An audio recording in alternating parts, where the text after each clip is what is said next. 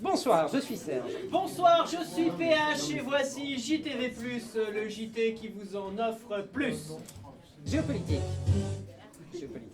Et oui, on est en février, c'est donc déjà la saison de la guerre en Ukraine. Alors que Vladimir Poutine a massé plusieurs dizaines de milliers de soldats à la frontière ukrainienne et que la Biélorussie fait de même, le monde entier s'attend à une invasion d'ici la fin février. Enfin, sauf si la météo est pourrie, auquel cas on va attendre mars. Mais après c'est Pâques, puis il y a les vacances, et on a loué une villa sur la mer Noire, donc après ça décalerait à la prochaine saison de la guerre en Ukraine, et là ça fait déjà 2 ans qu'on redécale l'invasion de l'Ukraine à cause du Covid, alors cette année merde on le fait. Heureusement, la France va prendre des mesures fortes pour dissuader Poutine d'attaquer grâce à l'instauration d'un pass anti-guerre. En effet, à compter du 15 février, il sera interdit de boire de la vodka debout. Ils sont dans la merde. Heureusement qu'on n'est pas russe. Les discothèques n'auront plus le droit de diffuser Rasputin de Bonhomme. Pour éviter les importations de gaz russe, le chauffage sera coupé dans tous les établissements publics. Sauf bien sûr les EHPAD Orpea, ils allument jamais au-dessus de -20. Si vous avez un voisin russophile, vous pourrez le dénoncer anonymement sur l'application Tous Anti-Poutine. Et enfin, la France fournira aux soldats ukrainiens des munitions, des vivres et 4 doses de vaccin anti-Covid. Ça n'a rien à voir avec la guerre, mais c'est qu'il nous en reste plein et on veut pas que ça se perde. Covid donc. Après des centaines de milliers de contaminations par le variant Omicron, la décrue de l'incidence est commencée et la France entière s'attend à un assouplissement des restrictions d'ici à la fin février. Enfin, sauf si la météo est pourrie, auquel cas on va attendre mars. Après, Et il y a après, les c'est vrai que vacances. c'est Pâques, puis il y a les élections, on a loué une visa à Ibiza avec Jean-Michel Blanquer, puis on comptait faire une réforme des retraites, et là ça fait 2 ans qu'on repousse à cause du Covid, alors cette année merde, on va le faire. Heureusement, la France va prendre des mesures fortes pour dissuader le Covid de progresser.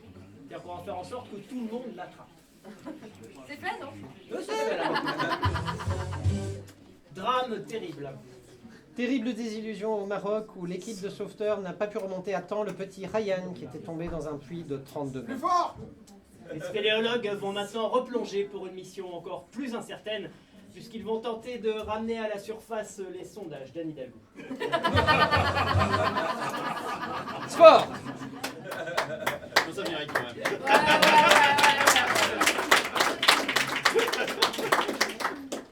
On ne sait pas s'ils sont vivants ou morts.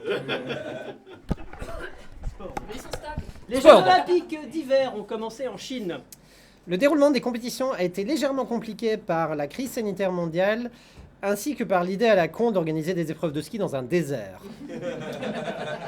C'est donc sur de la neige artificielle que les sportifs espèrent briller dans leurs disciplines respectives, les Français en biathlon, les Norvégiens en slalom et les Chinois en lancer de Ouïghours. C'est aérodynamique un Ouïghour, arrêtez. Science. À la surprise générale, des mesures satellitaires indiquent qu'une importante quantité du méthane présent dans l'atmosphère ne proviendrait pas uniquement des ruminations de bovins, mais également de fuites sur les pipelines de gaz et de pétrole.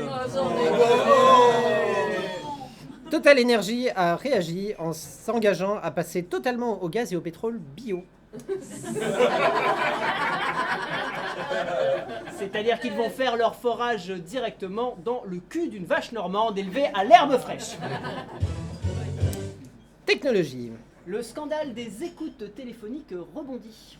Le logiciel Pegasus de la firme israélienne NSO Group aurait été utilisé pour espionner le téléphone portable d'Arnaud Montebourg. Waouh. Et oui, l'ancien ministre du redressement productif a fait savoir qu'il était outré de cette violation de la vie privée, mais que par ailleurs, si les espions de Pegasus veulent bien le rappeler, il est disponible pour parler d'union de la gauche,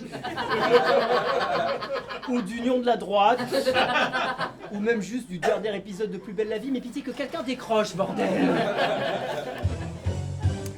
Manifestation. Au Canada, la capitale Ottawa est toujours bloquée par des centaines de camions. Les routiers protestent car ils sont obligés d'être vaccinés contre la Covid pour traverser la frontière avec les États-Unis. Le gouvernement canadien découvre stupéfait qu'il faut pas faire chier les camionneurs. Tandis que les Américains découvrent stupéfait que la capitale du Canada est Ottawa.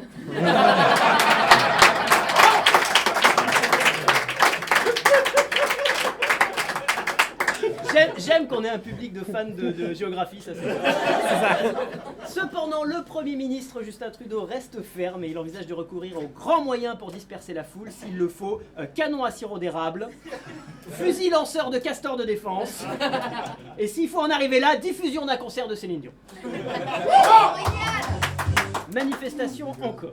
En France également, des convois sont partis ce matin même pour protester contre le pass vaccinal. Toutefois, en France, les routiers n'ont pas rejoint le mouvement, vu qu'en fait, ils ne sont pas obligés d'être vaccinés pour travailler, eux, et que très peu d'entre eux traversent la frontière avec le Canada.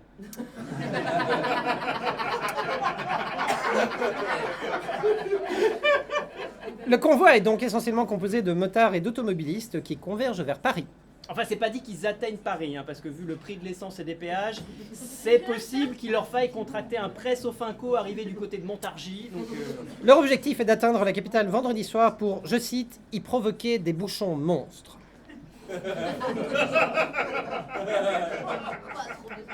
Donc leur objectif... Donc, on voit clair. Leur objectif, c'est, je cite, c'est qu'il y ait des bouchons un vendredi soir à Paris. C'est ça. Et si jamais leurs revendications ne sont toujours pas prises en compte, eh bien ils vont salir les murs, ils vont jeter des papiers par terre, et même s'il faut, ils vont tirer la gueule. Médecine maintenant. Cas de conscience dans un hôpital de Boston au Massachusetts où un patient de 31 ans devait recevoir une greffe du cœur. Alors les médecins lui ont expliqué qu'il allait devoir subir une opération de plusieurs heures. Oui, c'est classique. Une opération au cours de laquelle des chirurgiens surentraînés allaient débrancher un organe vital pour le remplacer par celui d'une personne décédée. C'est la procédure. Opération pendant laquelle sa survie allait littéralement dépendre de centaines d'heures d'entraînement d'experts et de la technologie médicale la plus pointue de l'histoire. Normal. Naturellement, le patient allait devoir prendre pour le restant de ses jours une palanquée de traitements lourds afin de chanter son système immunitaire pour éviter un rejet. La routine. Et donc, pour assurer sa survie, l'hôpital lui a demandé, entre autres, de se vacciner contre la Covid. Et là, il a dit non. Stop. Liberté. Il y en a marre. Le vaccin contre la Covid, on sait pas ce qu'il y a dedans. Il est hors de question d'alimenter Big Pharma. Et de toute façon, les médecins, c'est tous des nazis. Je l'ai vu sur Facebook Live.